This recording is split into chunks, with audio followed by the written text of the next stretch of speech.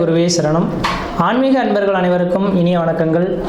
நம்ம இந்த வீடியோ மூலியமாக 2025ஆம் ஆண்டிற்கான ஆவணி மாத ராசி பலன்களை பார்க்க இருக்கிறோம். குறிப்பாக இந்த வீடியோவானது பார்த்தோம் அப்படின்னாக்கா சிம்மராசி அன்பர்களுக்கான வீடியோ. இந்த சிம்மராசி அன்பர்களுக்கு ஆவணி மாத கிரகநிலை ஆரம்பித்து உங்களுடைய ராசிநாதன் உங்கள் ராசியிலேயே ஆட்சி பலம் பெறக்கூடிய அமைப்புகளில் இந்த மாதம் உருவாகுதுங்க. ஆனால் இந்த சிம்மராசி அன்பர்களின் வாழ்க்கையில் பார்த்தோம் அப்படின்னாக்கா எப்பொழுதுமே ஒரு செயல்களை தொடங்கிட்டாங்க அப்படின்னாக்கா பின்ன நோக்கி அந்த செயல்களை விட்டு விலக மாட்டாங்க. எது நடந்தாலும் சரி அந்த செயலை செய்து முடிச்சுட்டு தான் வரக்கூடிய நபர்களாக இருப்பாங்க. எடுத்த காரியத்தை முடிக்கக்கூடிய ஒரு நபர்களாக இருப்பாங்க. யாருக்கும் அடிபணிந்து போகாத நபர்களாக இருப்பாங்க. நீதி நேர்மைக்கு கட்டுப்பட்டவங்களாக இருப்பாங்க. தப்பு செஞ்சவங்களுக்கு தண்டனை கொடுக்கக்கூடிய ஒரு மனிதர்களாக இருந்துட்டு இருப்பாங்க. தன் தாயாக இருந்தாலும் பிள்ளையாக இருந்தாலும் ஒருபோல பாவிக்கக்கூடிய நபர்களாக இருப்பாங்க. அப்போ இந்த சூரியன் தான் இந்த உலகத்துக்கு பிரதானம் அப்படின்ற நவகிரகத்துக்கே பிரதானம் அப்படின்ற மாதிரி சூரியன் அம்சத்தில் பிறந்த இந்த சிம்மராசி அன்பர்கள் எல்லாரையும் ஒருமனையே பாதிக்கக்கூடிய அமைப்புகள் உருவாகும். ஆனால் உலக மக்களுக்கு பார்த்தீங்கன்னாக்க இவரை பார்த்தா கொஞ்சம் எப்பொழுதுமே கோபம் நிறைந்த நபர் அப்படின்ற ஒரு பட்டத்தோடு இவங்க வாழ்கிறத பார்க்க முடியும். இதுக்கு காரணம் சூரியனின் காரகத்துவம். மற்றவங்களை அடக்கி ஆளக்கூடிய சக்திகள் இவங்க கையில் இருக்குன்றிருந்தீங்க. அப்படிப்பட்ட இந்த சிம்மராசி என்பவர்களுக்கு இந்த ஆவணி மாத கிரகநிலை ஆரம்பித்து ஆகஸ்ட் மாதம் 17ஆம் தேதியிலிருந்து செப்டம்பர் 16 தேதி காலகட்டம் வரலும் இந்த ஆவணி மாத கிரகநிலை நடக்க போகுது. இந்த ஆவணி மாத கிரகநிலையில் உங்கள் ராசிநாதன் ஒரு ராசியிலே ஆட்சி பலம் பெற்றிருந்தாலும் ராசியில் இருக்கக்கூடிய கேது பகவானோட இணைவு ஏற்படுறதை பார்க்க முடியுது. அப்போ இந்த மாத காலகட்டத்தில் ஒரு வளர்ச்சியும் இருக்குது, அதுக்கு தகுந்த ஒரு தளர்ச்சியும் இருக்கிறத பார்க்க முடியுதுங்க. அப்போ முதல் காலகட்டம்னு சொல்லக்கூடிய ஆகஸ்ட் 17 செப்டம்பர் 10 தேதி காலகட்டம் வரலும் நீங்கள் எதை செய்தாலும் தொட்டது தொடங்கக்கூடிய காலகட்டங்கள், நினைச்ச சாதனை பண்ணக்கூடிய காலகட்டங்கள், குடும்பத்தில் ஒரு சுப நிகழ்வுகள், சுபகாரியங்கள், அலியா சொத்து சேர்க்கை, வீடு மனைவாசல் வாங்குவது, கட்டுவது, குடிபெயர்வது, குலதெய்வத்துக்கு செய்ய வேண்டிய சடங்குகள் செய்கிறது, திருமணமாகாத நபர்கள் திருமண வாய்ப்புகள் கூடி வருது, குழந்தை பேர் இல்லாத நபர்கள் குழந்தை பேர் உருவாகிறது. இது மாதிரி சுப நிகழ்வுகள் நடக்கக்கூடிய ஒரு காலகட்டங்களாக இந்த காலகட்டங்கள் இருந்துகிட்ருக்கும். ஆனால் செப்டம்பர் 10 தேதியிலிருந்து 16 தேதி காலகட்டம் வரலும் கேதுவோட நெருங்கிய பாகையில் இந்த சூரியன் இருக்கக்கூடிய காலகட்டத்தில் உங்களுக்கு உயர் அதிகாரிகள்னால தொந்தரவுகள் ஏற்படலாம். அரசு அதிகாரிகள்னால உங்களுக்கும் உங்கள் தொழிலுக்கு பாதிப்புகள் ஏற்படலாம்.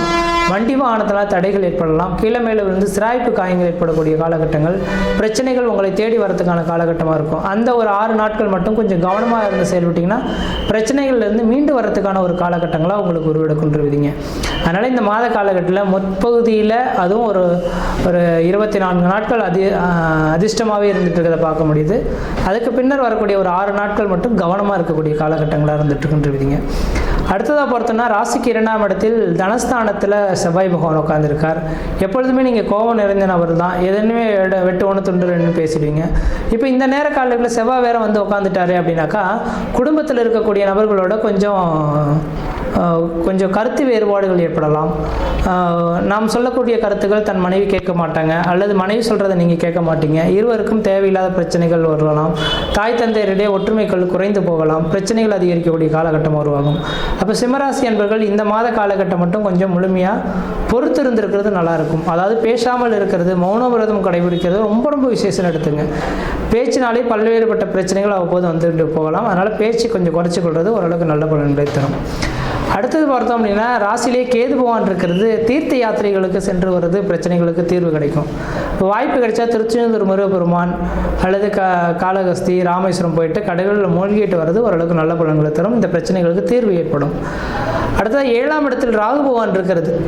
கணவன் மனைவியிடையே அப்போது கருத்து வேறுபாடுகள் ஏற்படலாம். நீங்கள் கொஞ்சம் விட்டு கொடுக்காமல் போயிருந்தானாக்கா அது டைவர்ஸ் கேஸ் லெவலுக்கு கொண்டு போகிறதுக்கான வாய்ப்புகளும் இருக்குது.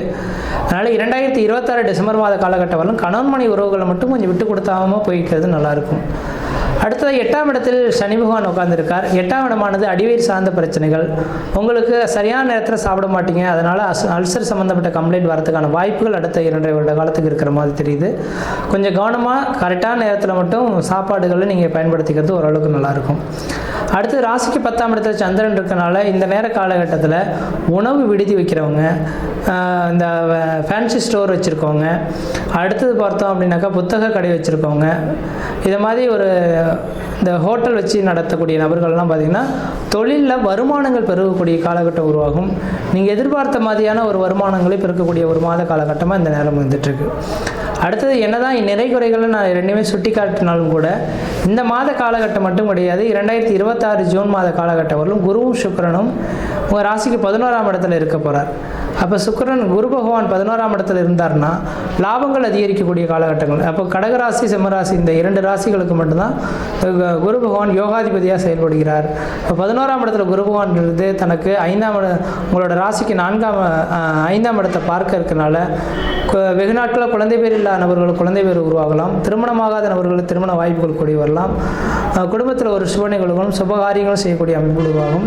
எடுத்த காரியத்தில் வெற்றி ஏற்படக்கூடிய ஒரு மாத காலகட்டமாக இந்த மாதம் இருந்துட்டு கொண்டிருவீங்க. அடுத்த பார்த்தோன்னா உங்கள் ராசிக்கு 7ஆம் இடத்துக்கு இந்த குரு பகவான் பார்க்கறனால திருமணமாகாத நபர்கள் திருமண வாய்ப்புகள் கூடி வரும். இந்த மாத கால நிச்சயிக்கப்பட்டு திருமணம் நிர்ணயிக்கக்கூடிய ஒரு காலகட்டமாகவும் இந்த நேரம் இருந்துகிட்ருக்குங்க. அடுத்ததாக பார்த்தோன்னா ராசிக்கு 3ஆம் இடத்தை குரு பகவான் பார்க்கறனால உங்களோட இளைய சகோதரத்துக்கு வெகு நாட்கள் நடைபெறாத ஒரு திருமண விஷயங்கள் தொழில் சார்ந்த விஷயங்களுக்கு வளர்ச்சி அடையக்கூடிய காலகட்டமாகவும் இந்த மாதம் வந்துட்டுருங்க.